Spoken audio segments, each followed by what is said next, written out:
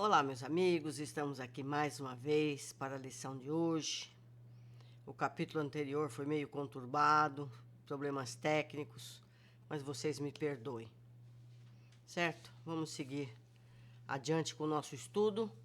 Em grupo, agora são os mensageiros, André Luiz e Chico Xavier. Vamos lá. Capítulo de hoje, capítulo 20. Defesas contra o mal. Descemos as escadarias e, em frente dos muros altos, pude observar a extensão das defesas do soberbo edifício. Aquela construção grandiosa era muito mais importante que a de qualquer castelo antigo transformado em fortaleza. Novamente, no exterior, podia detalhar a visão panorâmica com mais exatidão. Reconheci agora que entrávamos por um baluarte avançado, identificando a imponência da construção majestosa. Apresentavam-se-me as linhas gerais com nitidez. Estava anoitecendo já. Impressionavam-me, contudo, as fortificações. Via a torre de mensagem consagrada, por certo, ao serviço de resistência, o baluarte agudo, elevando-se acima dos fossos que deixavam transbordar a água corrente. Olha quantos detalhes. A torre de vigia, esbelta e alterosa. Observei o caminho da ronda, as cisternas, as cesteiras e em seguida as paliçadas e barbacãs, refletindo a complexidade de todo aquele aparelhamento defensivo. E as armas? Identificava-lhes a presença na maquinária instalada ao longo dos muros, copiando os pequenos canhões conhecidos na terra. Entretanto, vi com emoção, no cume da torre de vigia, enorme bandeira de paz, muito alva, tremulando ao vento, como penacho de neve. Eu fico aqui pensando, até me atrapalha na leitura, mas, amigos, não sei se a maioria sabe, eu estou vivendo aqui em Portugal. E a gente vê esses castelos desse jeitinho que foi descrito. São assim mesmo. Então a gente se apercebe que eles copiam formas conhecidas de muitos espíritos que habitam essas regiões desde esses tempos medievais. Provavelmente é isso. Muito interessante. Vamos seguir. O administrador percebeu a estranheza que se apossara de Vicente e de mim. Já sei, a impressão que a nossa defesa lhes causa, disse Alfredo, detendo-se para explicar. Fixando-nos com um olhar muito lúcido, continuou. Naturalmente, não imaginavam necessárias tantas fortificações. Conforme vem, nossa bandeira é de concórdia e harmonia. No entanto, é imprescindível considerar que estamos em serviço que precisaremos defender em qualquer circunstâncias. Enquanto não imperar a lei universal do amor, é indispensável persevere o reinado da justiça. Nosso posto está colocado aqui igualmente como necessitamos. Vou repetir. Nosso posto está colocado aqui igualmente como ovelha no meio de lobos. E embora não nos caiba efetuar o extermínio das feras, necessitamos defender a obra do bem contra os assaltos indébitos. É importante. São detalhes muito relevantes. As organizações dos nossos irmãos consagrados ao mal são vastíssimas. Ou seja, assim como eles têm as fortalezas deles, que trabalham no bem, existem também construções semelhantes que abrigam pessoas ainda ignorantes, que querem atacar esses mais iluminados. Então, isso a gente vive aqui na Terra também. As pessoas que fazem o bem estão sempre sendo olhadas, invejadas, querendo que sejam destruídas, e a gente precisa ter a lucidez necessária para entender tudo isso e não agredir. Não cabe a nós agredirmos, e sim a nossa defesa. São pequenos detalhes do comportamento deles que nos servem de exemplo, que a gente precisa analisar e pensar. Não admitam a hipótese de serem todos eles ignorantes ou inconscientes.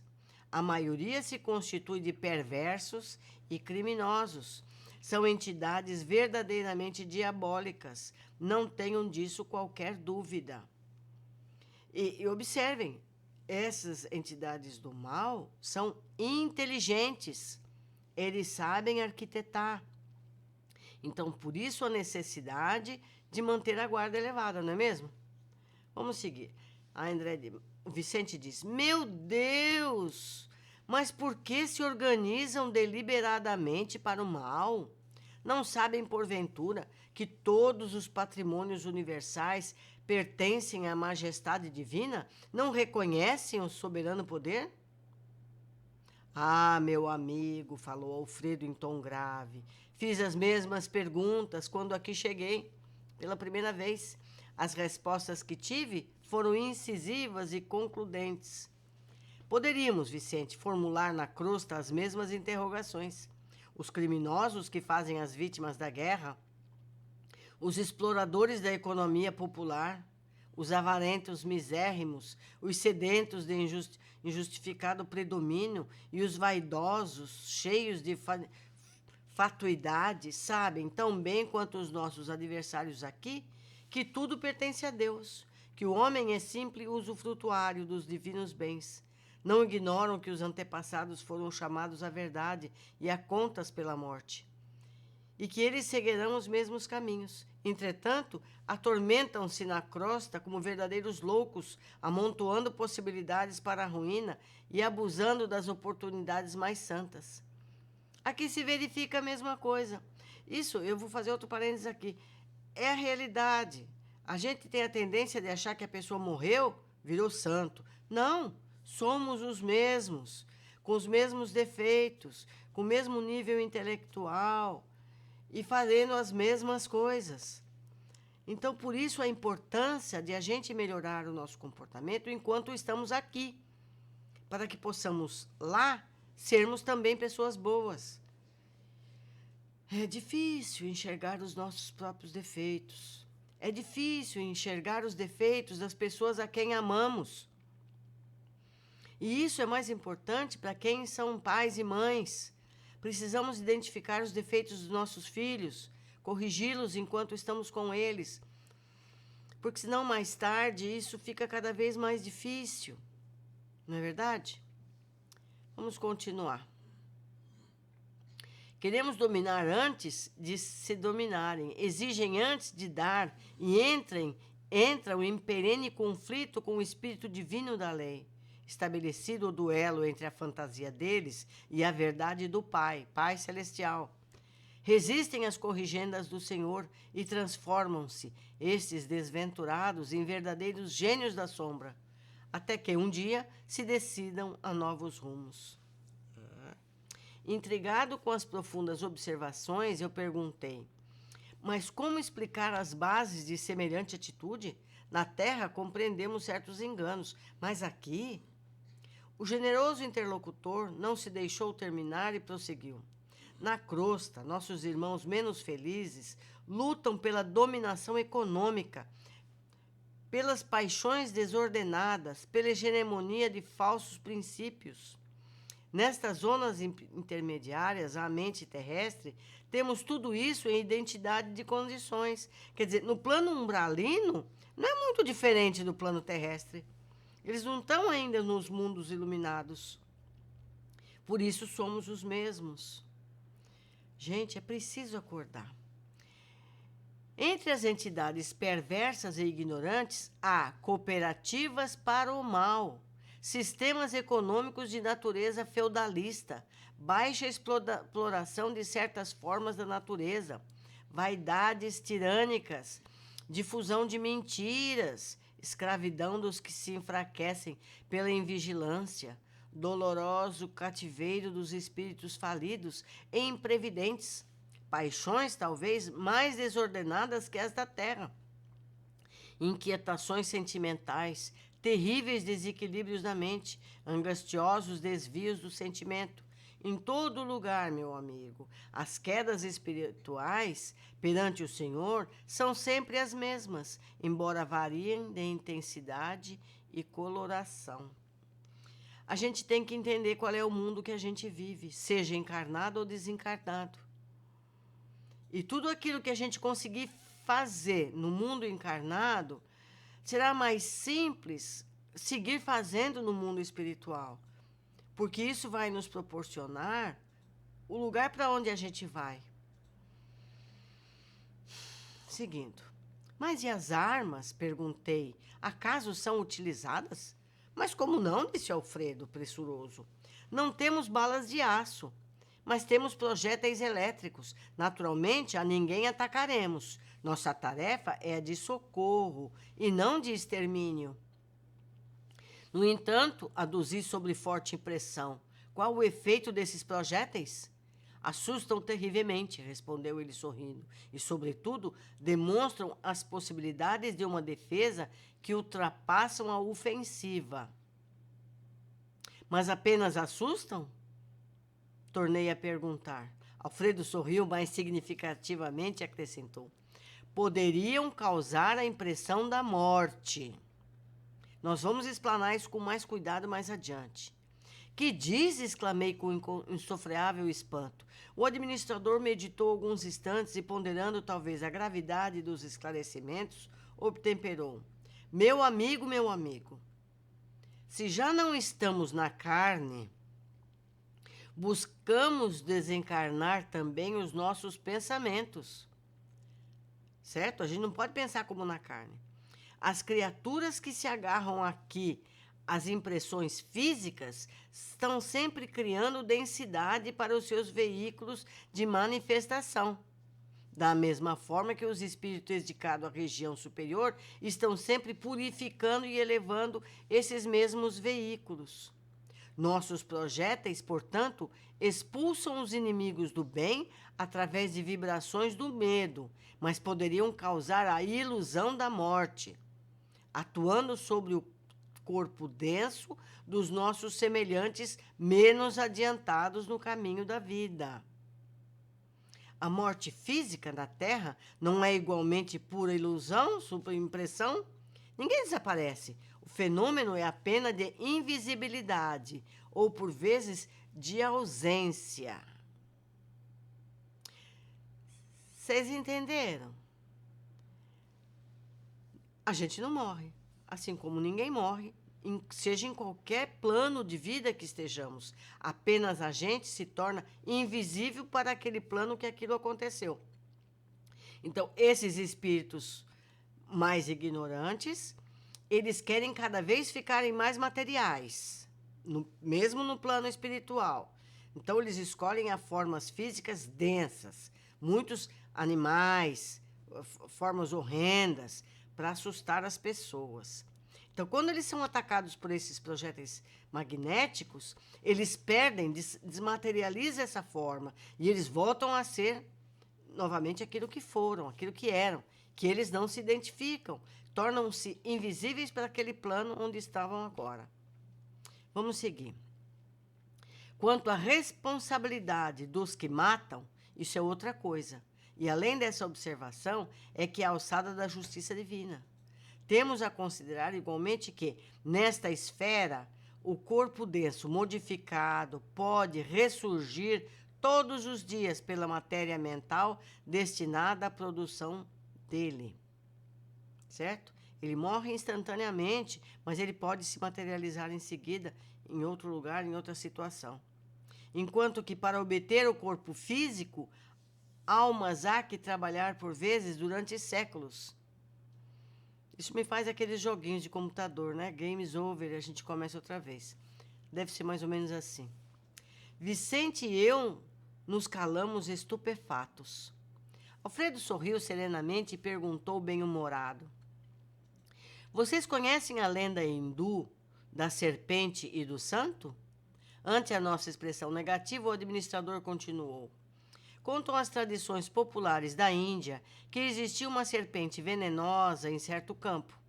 Ninguém se aventurava a passar por lá, receando-lhe o assalto. Mas um santo homem a serviço de Deus buscou a região, mais confiado no Senhor do que em si mesmo. A serpente o atacou, desrespeitosa. Ele dominou-a, porém, com um olhar sereno e falou: Minha irmã, é da lei que não façamos o mal a ninguém. A víbora recolheu-se envergonhada. Continuou o sábio o seu caminho, e a serpente modificou-se completamente. Procurou lugares habitados pelo homem, como desejosa de reparar antigos crimes. Mostrou-se integramente pacífica, mas, desde então, começaram a abusar dela, quando lhe identificaram a submissão absoluta. Homens, mulheres e crianças davam-lhe pedradas. A infeliz recolheu-se à toca, desalentada. Vivia aflita, medrosa, desanimada. Eis, porém, que o santo voltou pelo mesmo caminho e deliberou visitá-la. Espantou-se observando tamanha ruína. A serpente contou-lhe então a história amargurada. Desejava ser boa, afável e carinhosa, mas as criaturas perseguiam-na e apedrejavam-na. O sábio pensou e respondeu depois de ouvi-la: Mas, minha irmã, houve engano de sua parte. Aconselhei-te a não morderes ninguém, a não praticares o assassínio, a perseguição, mas não te disse que evitasse de assustar os maus. Não ataques as criaturas de Deus, nossas irmãs, no mesmo caminho da vida, mas defende a tua cooperação na obra do Senhor. Não mordas, nem firas, mas é preciso manter o perverso à distância, mostrando-lhe os teus dentes e emitindo os teus silvos. Será que nós entendemos a lição? O ditado popular, sermos bons, mas não sermos bobos, não é? Então a gente pode continuar fazendo barulho, falando alto, mantendo o mal à distância, mas sendo pessoas boas, não prejudicando ninguém, não é verdade? Não roubando, não matando, não ferindo, não ofendendo, não é? É mais difícil, mas é o caminho. Nesse momento, Aniceto sorriu de maneira expressiva. O administrador fez longa pausa e concluiu: Creio que a fábula dispensa comentários. Eu ainda comentei, né? Vamos ver as observações gerais desse capítulo. André, ao sair do grupo para a tarefa programada, pôde ter uma ideia mais completa das muralhas de proteção. Pela descrição, percebemos ser muito similares às fortalezas medievais, inclusive com armamento defensivo, mas tinha na torre uma bela bandeira branca indicando a paz. Depois de questionar por André e Vicente, Alfredo explica que as mesmas paixões dos encarnados existem nos planos desencarnados. E às vezes até piores, né? Continuam os mesmos interesses mesquinhos que tinham. Por isso, as necessidades das fortificações e isolamento eficiente. Questionado, André justifica a necessidade das armas, não de chumbo, mas magnéticas.